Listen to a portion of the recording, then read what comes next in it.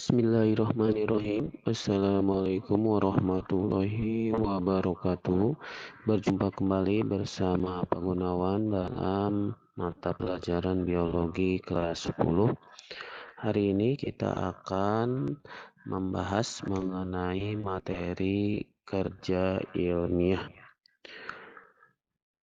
Kerja ilmiah merupakan suatu rangkaian kegiatan yang dilakukan oleh orang yang memiliki sikap ilmiah dengan menggunakan pendekatan keterampilan proses dan melalui langkah-langkah metode ilmiah.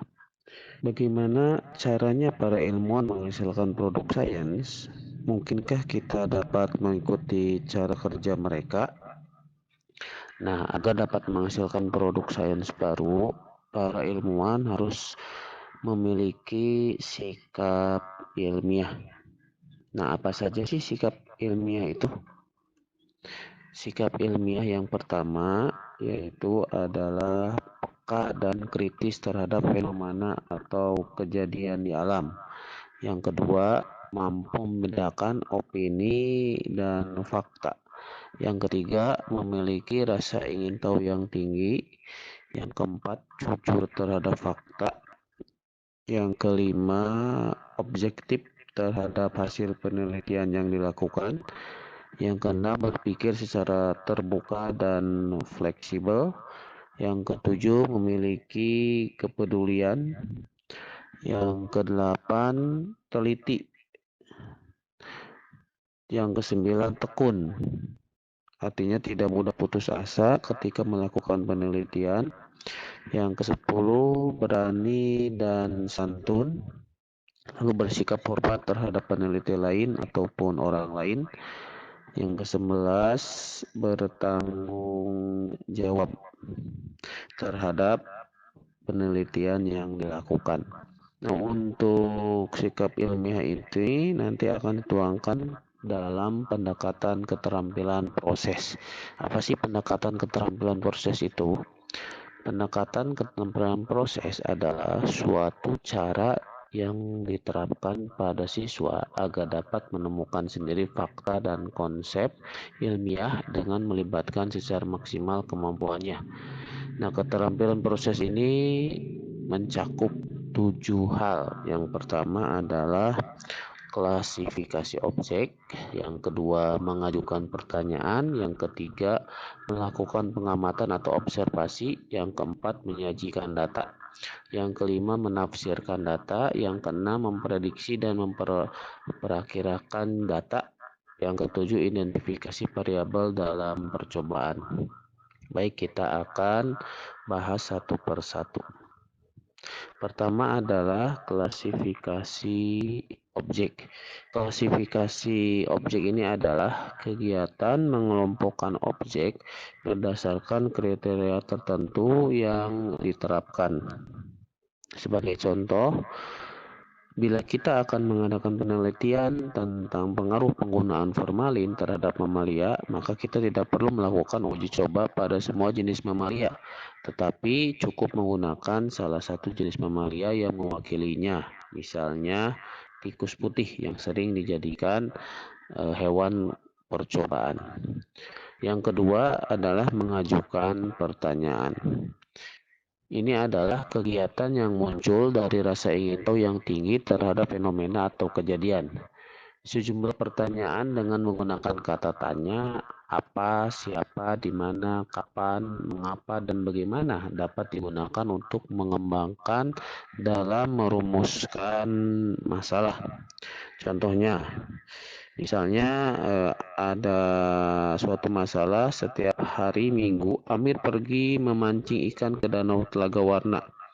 Amir mengamati adanya keanehan pada danau tersebut, yaitu warna air danau yang terlihat berubah-ubah. Kemudian timbul beberapa pertanyaan dalam dirinya. Mengapa warna air danau berubah-ubah? Warna apa saja yang terlihat di danau itu? Apa yang menyebabkan timbulnya perubahan warna pada air danau tersebut?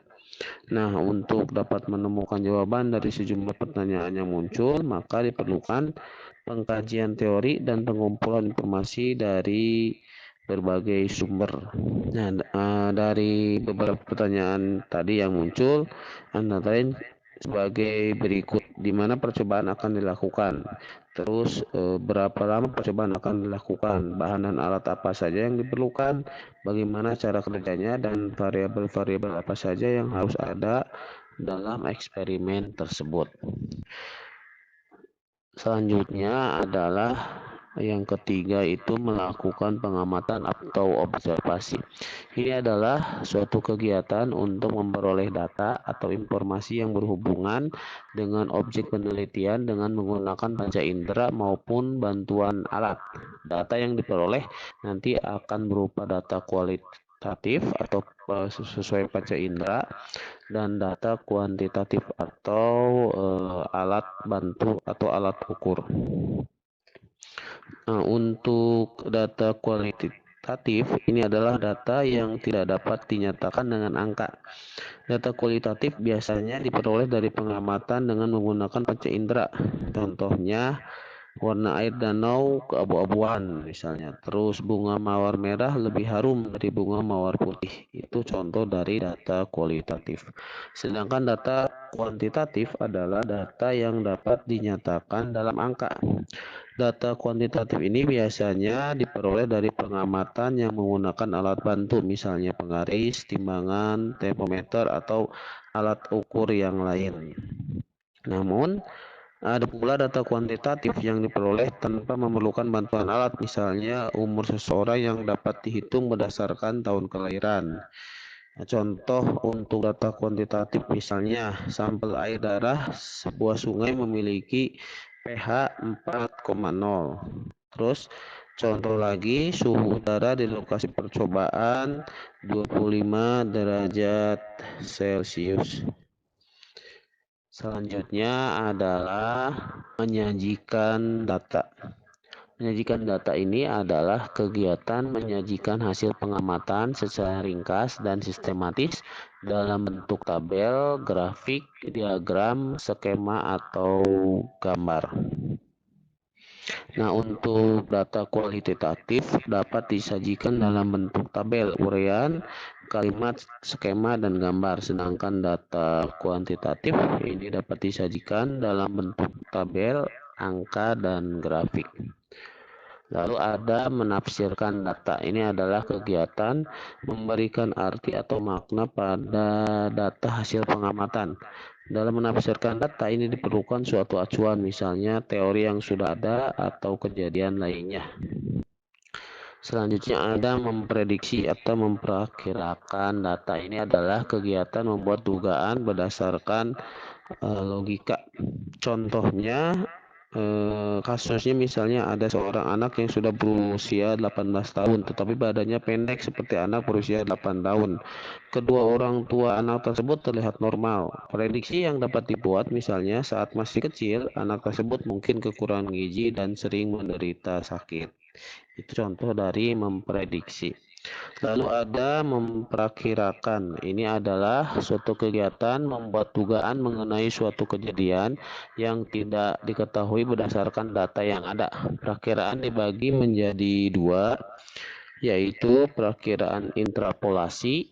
Ini adalah perakiraan di mana membuat dugaan terhadap kejadian yang sudah pernah terjadi tetapi tidak diketahui. Lalu ada perakiraan ekstrapolasi. Ini adalah perakiraan dengan membuat dugaan terhadap kejadian yang belum terjadi dan kemungkinan akan terjadi. Jadi intinya untuk perakiraan interpolasi ini dugaannya terhadap kejadian yang sudah pernah terjadi tetapi tidak diketahui. Sedangkan untuk perakiraan ekstrapolasi ini dugaan terhadap kejadian yang belum terjadi dan kemungkinan akan terjadi. Itu bedanya. Selanjutnya ada identifikasi variabel dalam percobaan. Ini adalah suatu kegiatan mengidentifikasi perlakuan yang menjadi faktor penentu dan faktor yang berpengaruh, dapat berubah maupun diubah dalam suatu percobaan. Kita tahu bahwa di dalam percobaan itu terdapat dua kelompok perangkat percobaan. Ada kelompok kontrol dan kelompok eksperimen. Kelompok kontrol ini merupakan perangkat percobaan yang tidak diberi perlakuan. Fungsinya adalah sebagai pembanding, sementara kelompok eksperimen ini merupakan perangkat percobaan yang diberi perlakuan tertentu. Nah, perlakuan tersebut dapat bervariasi sehingga bisa kita sebut dengan variabel. Nah, variabel ini merupakan faktor penentu atau faktor yang berpengaruh dapat berubah maupun diubah. Dalam merancang suatu percobaan, kita perlu memilih variabel yang sesuai dengan tujuan percobaan dan alat atau bahan yang tersedia. Selanjutnya, variabel yang terpilih dikaji dan diteliti pengaruhnya. Nah, berdasarkan sifatnya, variabel yang mempengaruhi kehidupan organisme ini dibedakan menjadi 3 macam, yaitu variabel fisika. Contohnya adalah suhu, kelembaban, tekanan udara, cahaya matahari, radiasi, angin, dan gravitasi bumi. Terus ada variabel kimia, ini contohnya kadar oksigen, air, karbon dioksida, garam mineral, pH atau derajat keasaman, dan nutrisi. Yang ketiga adalah variabel biologi, yaitu contohnya organisme, siklus hidup, reproduksi, dan daya tahan tubuh.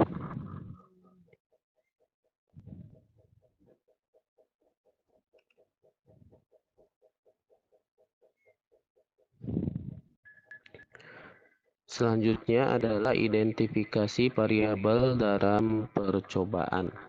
Ini adalah suatu kegiatan mengidentifikasi perlakuan yang menjadi faktor penentu dan faktor yang berpengaruh dapat berubah maupun diubah dalam suatu percobaan.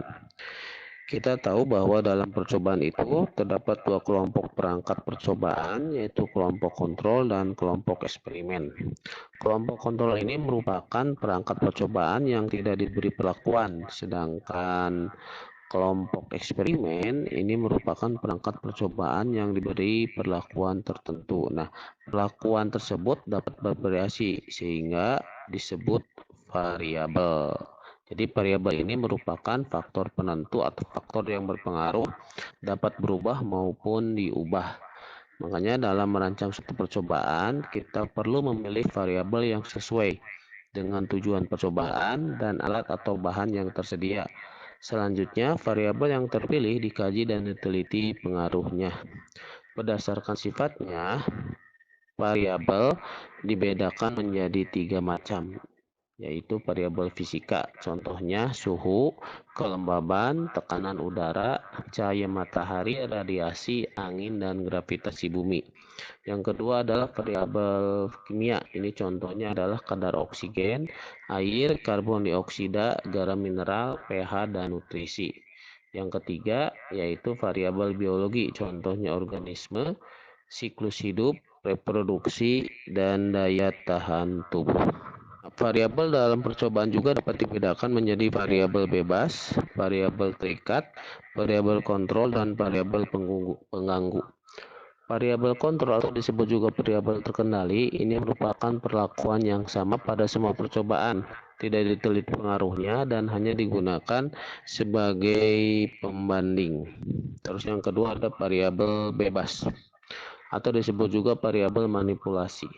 Ini merupakan perlakuan yang berbeda-beda dalam percobaan, bersifat manipulatif, dibuat bervariasi, dan sifatnya mempengaruhi. Yang ketiga ada variabel terikat atau disebut juga variabel respon. Ini adalah hasil dari perlakuan yang berbeda-beda dalam percobaan. Respon dari variabel bebas bersifat dipengaruhi. Dan yang terakhir adalah variabel pengganggu. Ini adalah variabel yang tidak dikehendaki tetapi dapat mempengaruhi hasil percobaan dan harus dihindari. Selanjutnya adalah metode ilmiah. Dalam bekerja ilmiah, para ilmuwan mempunyai tahapan-tahapan tertentu yang disebut metode ilmiah. Metode ilmiah ini adalah suatu cara yang sistematis untuk memecahkan masalah. Metode ilmiah ini digunakan oleh para ahli dalam melakukan penelitian dan bereksperimen untuk menghasilkan penemuan-penemuan yang baru. Nah, langkah-langkah dalam metode ilmiah ini ada beberapa langkah. Yang pertama, menemukan dan merumuskan masalah. Yang kedua, mengumpulkan informasi atau data. Yang ketiga, menyusun hipotesis atau dugaan sementara. Yang keempat, melakukan eksperimen atau percobaan. Terus yang kelima, mengolah dan menganalisis hasil percobaan. Yang keenam, membuat kesimpulan. Dan yang terakhir itu mengkomunikasikan hasil penelitian dalam bentuk laporan ilmiah. Apa sih yang dimaksud dengan hipotesis itu? Hipotesis ini merupakan jawaban sementara atau dugaan sementara terhadap suatu masalah. Nah, hipotesis disusun berdasarkan landasan teori atau kerangka berpikir yang sudah disusun.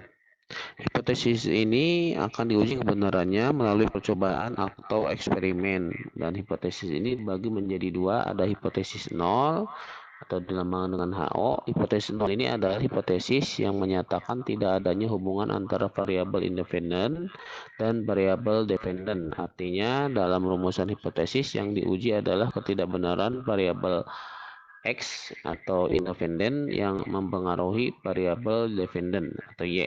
Contohnya, tidak ada hubungan antara warna baju dengan kecerdasan manusia.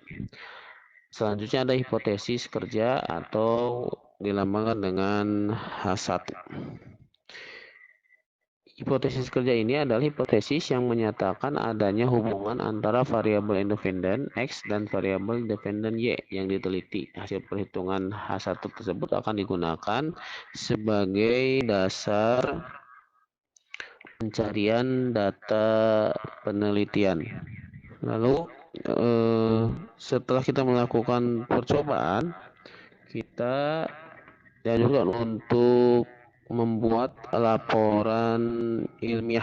Laporan ilmiah termasuk ke dalam mengkomunikasikan hasil penelitian kepada halayak. Jadi hasil penelitian ilmiah atau percobaan yang kita lakukan ini harus dapat dikomunikasikan atau dipublikasikan kepada orang lain dalam bentuk laporan tertulis atau melalui forum diskusi dan seminar.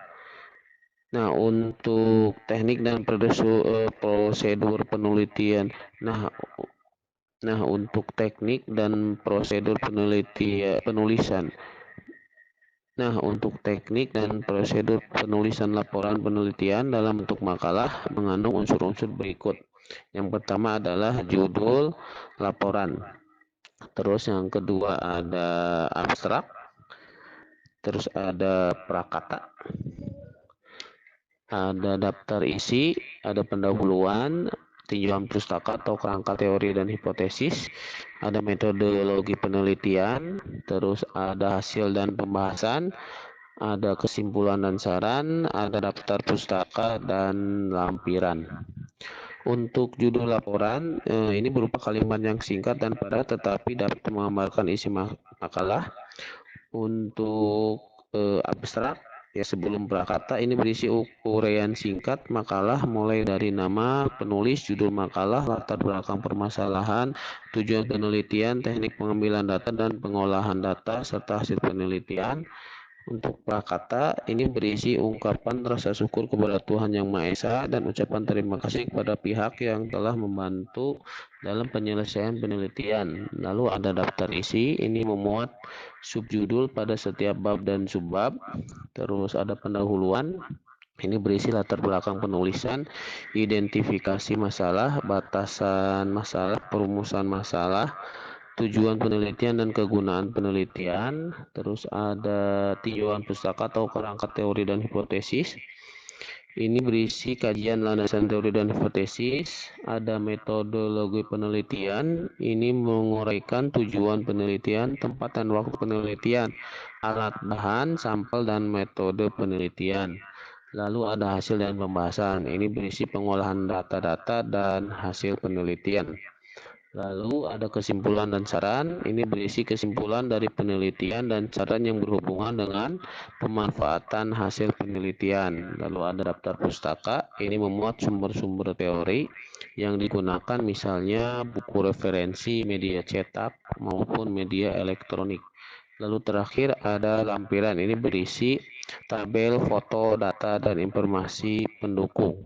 Nah, mungkin itu materi yang bisa Bapak sampaikan hari ini.